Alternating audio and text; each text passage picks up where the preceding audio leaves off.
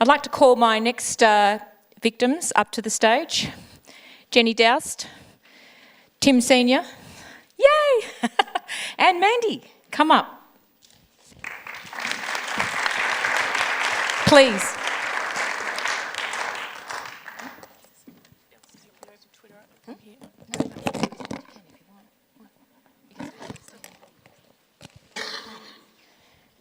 Yeah, that was John's first ever presentation. I'm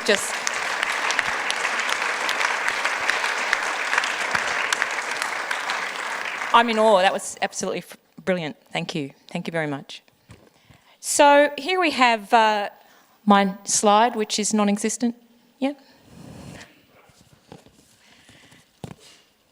So here we have three GPs, and we're going to talk about, I guess, what is a GP, which is kind of hard, and in a little bit of mock presentation, preparation, I should say, given there were other things we had to do.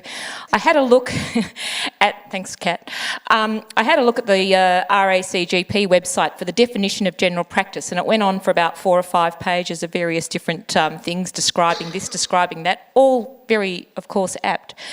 Then I had a look at the ACRM website, and they had pretty similar things. They went on and defined themselves as Wonka. They included a bit more hospital stuff and whatever, but it was really hard to understand what is a GP. We have that discussion on GPDU quite a bit, and in our admin role, trying to let people in or out of the national park is a challenge sometimes. So I've got these 3 very excellent people up here, and I'm going to interview them and ask them, Mandie, do you have a microphone? There's one up there, done. I'm going to ask you, you're a part-time doctor. Yes, I have 3 part-time jobs. Can you tell me about that? So I work part-time as a GP in the surgery, part-time as a medical educator for WAGPAT, and then various other stuff. And someone told me in your spare time you do a bit of medical education. Mm-hmm. And do you actually get paid for that? I do, and even better, there's a salary with sick leave and annual leave and professional development funding. And you don't have to think about billing your registrars. So my next question was going to be why, but I think you might have just answered that. Is there any other reason why you might do medical education as a GP? I mean, not seeing patients. Yeah, so when I see and talk to patients, I can only help the 20-odd patients I see a day, but if I speak to a bunch of registrars and get them to spread my message, I can help more people. Some people may have noticed online I often have quite strong opinions about things. Really? And I like to share those. And so medical education is a good way to do that. Great. And what use do you think medical education is to the profession? Do you think there is any use? Well, I think it's probably the most important thing we can do, because if we don't educate the upcoming GPs, then we won't have any good GPs to look after us when we get old. And I learn so much from my registrars as well as teaching, so it's a really good way for me to keep up to date and learn new things. Do you think there's special skills about being a medical educator? No. No? So any Possibly. GP could do it? I don't have any special skills. I'm sure you do. So just in my final question, Mandie, is a medical educator a real GP? Yes. Thank you. Thanks, Mandie. So now I have my next victim. Hopefully that wasn't too hard. My next victim, Professor Jenny Doust, if you don't know. Welcome, yes. Jenny. Hi. So how big is your H-index? Oh, that's depends. You can go and look on various ones, so you can, What's an H-index? It's a way of ranking your. Yeah, you can tell better than me. Yes, so it's a way of basically ranking academics, and generally it will go up the longer that you've been working in general practice. So. I guess most people at around my level are probably 25, 30, and then you have people who are stratospheric. So Paul Glacier, what's he got? He would what's probably he? be about a Chris... 70, I think. Chris is probably about the same. Yeah. So that means that you've dabbled in some research. Yeah, I put out about 10 papers a year, Lancet, BMJ, a few places like that, yeah. That's fantastic. So tell us about your CV, about the things that you're most impressed by for yourself, because we're allowed to be a bit proud of what we do, aren't we? Yeah. Jenny, what are the publications that you think that you're most proud of that have relevance to general practice? Yeah, so I started my academic career very much from the point of view of being a general practitioner and having questions that I didn't have answers to. So I did a whole PhD looking at how you diagnose heart failure in general practice. So in my PhD I did one looking at a systematic review looking at BMP to diagnose heart failure, and that's been cited something like about 400 times. And then another paper looking at BMP to predict prognosis, and that's been cited probably about 700 times.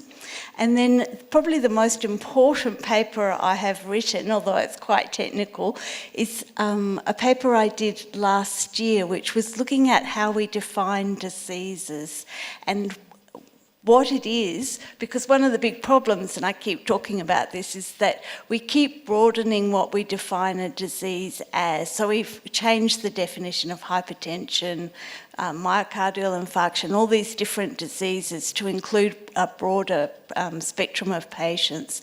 And we need to have some guidance about when it's good to do that and when it's harmful. Well, I think that's been a conversation on GPDU. Didn't Michael Tam bring up about the new blood pressure guidelines? Blood pressure guidelines, they're very controversial, yes. Yes. So do you think that academics really understand general practice? I think the problem is that when you're working as an academic, you've essentially got two bosses, and anybody who's ever worked for two bosses knows it's very hard to keep both bosses happy. And so you basically end up, well, I've just compromised and just make everybody slightly unhappy rather than trying to make everyone happy. So, yeah. So I think that's isn't that a familiar call to all of us who work part-time? So do you think, therefore, Jenny, that an academic is a real GP? I feel like a real GP. A lot of my patients know nothing about what I do in an academic sense. They think of me as their GP. If they go to the hospital, they put my name on the form. I think as long as you've still got that kind of ongoing continuity with patients and you're happy to see all sorts of patients as the first point of contact, you're a real GP. And as you're demonstrating here, there are lots of ways to be a GP. Thank you so much, Professor Jenny Doust.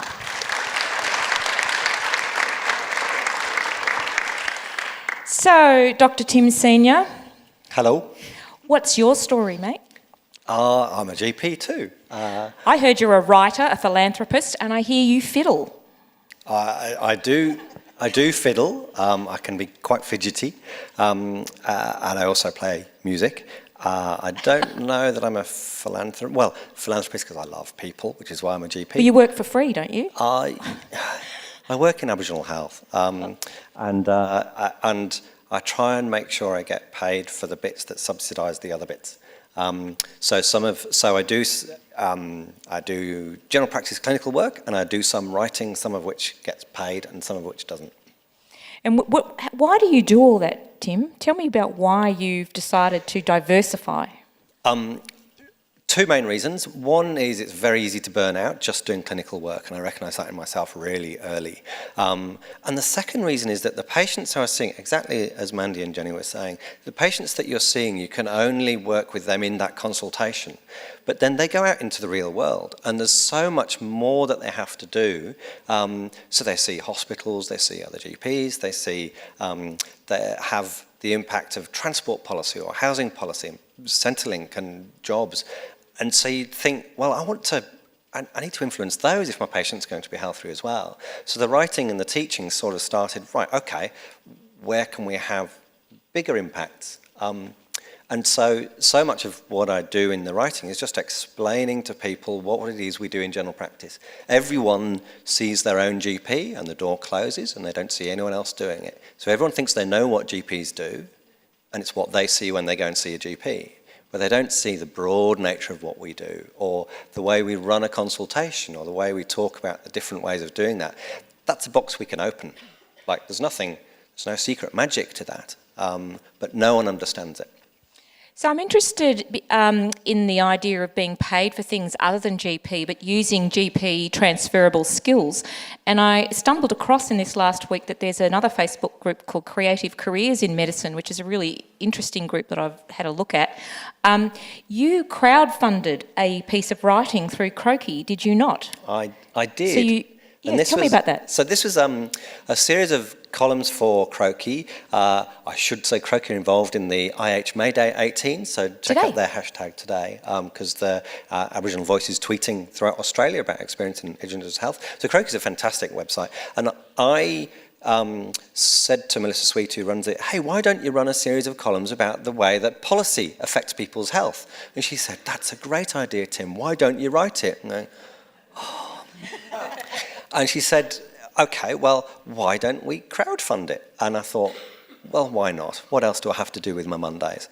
And we actually successfully, using social media, successfully raised money to fund a series of articles about the way that policy affects people's health. We were really lucky with the timing because we succeeded just about the time of the 2014 budget. So I have Tony Abbott to thank for some really meaty material to write about. They're still available online and there's an ebook available. But it was I'm not an entrepreneur, and it was a really interesting experience for me, raising money from people who are going, yeah, Tim, we want you to do this. And going, really? That's really interesting. Thank you very much. So I know, and I asked you to have a look at an article that you often quote on portfolio GPs. Can you tell me about that? It was a research paper. It is. So I tend to go around quoting research papers at people and they nod greyly at me. One of my favourite bits of research is one that asks the question, are part-time GPs just idlers? And the resounding answer came back, no. Working part-time in clinical work, it's always combined with other work. That may be unpaid parental and carers work, it may be academic work, it may be education, it may be writing, but the vast majority of, I suspect the vast majority of people in this room do clinical and other stuff. And actually, they showed this is a commitment to quality. It's not saying I want to do less, it's I want the work that I do to be of really high quality, and it protects us from burning out. So actually, my argument to employers or people looking for GPs is go for the part-timers, clinical, because they'll stay with you longer and they won't burn out and they'll be better.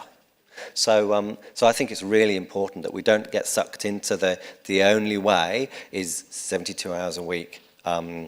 Burning yourself out. Don't go out in a blaze of glory.